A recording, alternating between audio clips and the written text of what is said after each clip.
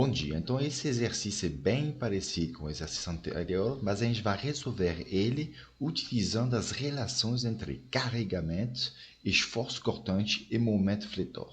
Tá bom? Então a gente vai tentar utilizar essas relações para desenhar os diagramas e ver o quanto é mais fácil e mais rápido. Tá bom? Então, primeira mão, a primeira etapa, sempre a gente tem que determinar todas as forças externas que atuam sobre essa viga. Então aqui a gente tem dois vínculos, A e D. Esse vínculo aqui poderia ter uma reação horizontal. Bom, mas a gente já sabe que, visto que os carregamentos são todos verticais, aí, todos perpendiculares à viga, não vai ter essa componente. Então, somente fica com essas duas componentes. A gente faz as relações do equilíbrio, as equações do equilíbrio. Primeiro, o momento em relação ao ponto A. Esse aí vai me dar o valor da reação em D, 130 kN. Você tenta para verificar em casa, né? Depois a gente faz que a força ao longo do eixo Y, que aponta para cima, vale zero, e a gente obtém rapidamente, deveria ser rápido, as duas reações em A e D. Aí você redesenha o diagrama de corpo livre dessa viga, colocando, né, os valores e o sentido das reações. E agora vamos usar as relações derivada integral para desenhar os diagramas. Ok? Então, primeiro, sempre o diagrama de esforço cortante. E o esforço cortante, relembrando, ele está relacionado com o carregamento. Então, a primeira relação que a gente tem é uma relação com a derivada do esforço cortante é igual a menos o carregamento. Esse menos, né, provém do fato quando o carregamento aponta para baixo. Se você tem força apontando para cima, vai ser igual ao valor. Ok? Então, a gente vai utilizar esse aí para ter uma informação qualitativa sobre a forma, né, a cara do esforço cortante. Então, a gente sabe, por exemplo, que entre A e B não tem carga distribuída, portanto, W igual a zero. Se W igual a zero, a gente tem que o esforço cortante é constante. E a gente sabe que ao passar por uma carga localizada, esse esforço cortante vai sofrer uma descontinuidade. Em seguida, a gente tem que determinar o valor do esforço cortante no ponto A. Aí você já pode estar acostumado sobre isso, mas a gente vai fazer de novo. A gente faz, né, o cortezinho virtual, é uma posição um pouquinho mais longe do ponto A, uma posição que é determinada para a posição X, e a gente faz o diagrama de corpo livre. Eu só coloquei o esforço cortante, seguindo a convenção, porque estou interessado no esforço cortante.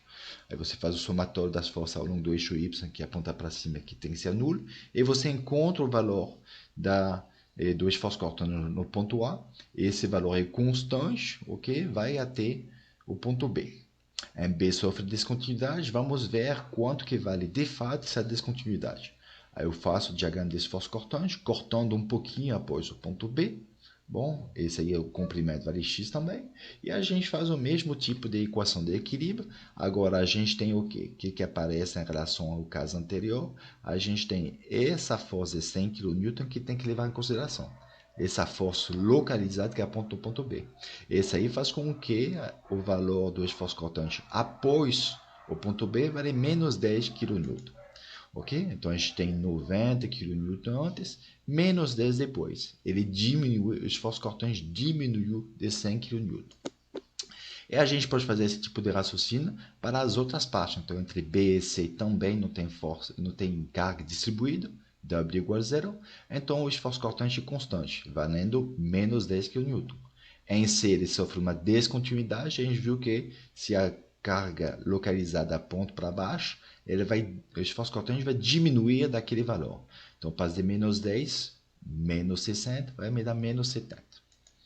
Entre C e D também não tem carga distribuída, ou ela vale zero, então é constante. No ponto D tem uma carga localizada, então ele vai sofrer descontinuidade. A carga localizada aponta para cima, então o esforço cortante vai aumentar de 130 kN. Menos 70 mais 130 dá 60 kN. Então, 60 kN é logo após a carga localizada, logo após a reação no ponto D. O que acontece entre D e E? Um pouco diferente, porque agora a gente tem uma carga distribuída. Essa carga distribuída é constante, ok? Então, se W é constante, a gente sabe que V é linear. Como aponta para baixo, o esforço cortante linear decrescente. Para obter a variação do esforço cortante, utiliza a segunda relação, que nos diz que a variação entre dois pontos é igual a menos a área sobre a curva do carregamento. Então, menos essa área. O menos aparece porque aponta para baixo. Se fosse para cima, seria mais. Ok? Então, menos essa área, como eu disse na aula, não é uma área geométrica no sentido que você tem que levar em consideração a grandeza física. Aqui a grandeza é a carga distribuída por unidade de comprimento. Então, vai ser 25 vezes esse comprimento 2,4. Então, a gente tem que essa diferença de esforço cortante igual a menos, porque aponta para baixo, a área desse retângulo, considerando a grandeza. Então, essa diferença é menos 60 kN, a gente tem a 60 kN menos 60, o esforço cortante no ponto E vale zero. Então, para desenhar é assim. No ponto A eu tenho 90, é constante, sofre uma descontinuidade, né? Menos 100 para baixo. Então, vale menos 10, constante entre B e C, porque não tem carga distribuída. Menos 60, devido à carga localizada em ponto C, constante, pois o aumento de 130 chega a 60 kN devido à carga localizada no ponto D. E depois, como aqui a gente tem uma carga distribuída constante, a gente tem o esforço cortante linear decrescente vai até zero.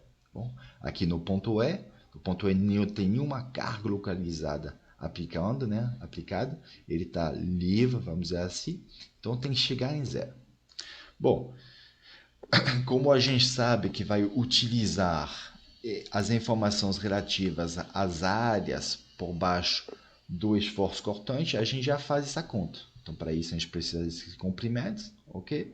E aí a gente calcula essa área que é positiva, a área aqui é negativa, e essa área aqui é positiva. O momento fletor, agora, a gente utiliza a relação diferencial. Então, a gente sabe que a derivada do momento fletor em relação à posição era igual ao esforço cortante. Aqui o esforço cortante é uma constante, ok? Diferente de zero. Então, o momento fletor vai ser linear. Como é positivo, é linear crescente. Aqui, ó, linear decrescente, negativo, linear decrescente. E aqui o esforço cortante, ele é uma função linear. Então, se a derivada é linear, quer dizer que o momento fletor ele é quadrático. Ok? A gente vai utilizar a segunda relação para obter os valores. A gente sabe que a diferença entre dois momentos fletores vai ser igual à área sobre a curva do esforço cortante. Por isso que a gente calcula essas áreas. Então, a gente tem MB menos MA vai ser igual a 162. Ou MB igual a 162 mais MA. A gente tem que justamente encontrar o valor do momento fletor em algum ponto para poder propagar esse valor ao longo da viga. Então, em A, a gente redesenha o diagrama de corpo livre, incluindo agora o momento fletor, porque é isso que me interessa, ok? E aí eu calculo sempre a equação do momento no ponto onde eu fiz o corte, eu escolho o mesmo sentido sinal que o momento fletor, que faça essa equação, e a gente encontra que o momento fletor é igual a 90x, a gente sabia que era linear crescente, tá bom? E quando o x é igual a zero, que vai ser o valor em A gente vê que o momento vale zero. Então, utilizando isso aí, o momento aqui, ó, vale zero, crescente, mais 162. Então, MB vale 162. Depois aqui, linear decrescente, menos 24. Aí me dá 138. Linear decrescente, menos 210, me dá menos 72. E aí a gente tem quadrático, que leva até zero, né? Mais 72 leva até zero. Agora, aqui o desenho que você tem que fazer não pode ser nessa forma, né? Quadrática ou parabólico, a gente tem duas maneiras. Pode ser essa curvatura ou esse tipo de curvatura. Como você pode saber qual desenho você tem que fazer? Relembrando que a derivada do momento fletor, né, ou a inclinação do momento fletor, é igual ao esforço cortante. Portanto, aqui a gente tem um esforço cortante positivo que diminui. Então, a inclinação tem que ser positiva, ela vai diminuir até valer zero aqui, até ser uma tangente horizontal. Então, essa aí é a sua maneira de desenhar esses diagramas utilizando as relações. Como metodologia, o que eu posso dar para você? Na sua folha, escolhe, né? Guarda um lado da folha onde você bota a viga, as forças, e embaixo você vai fazer esses desenhos, esses diagramas, ok? Do outro lado, você bota as contas que você está fazendo.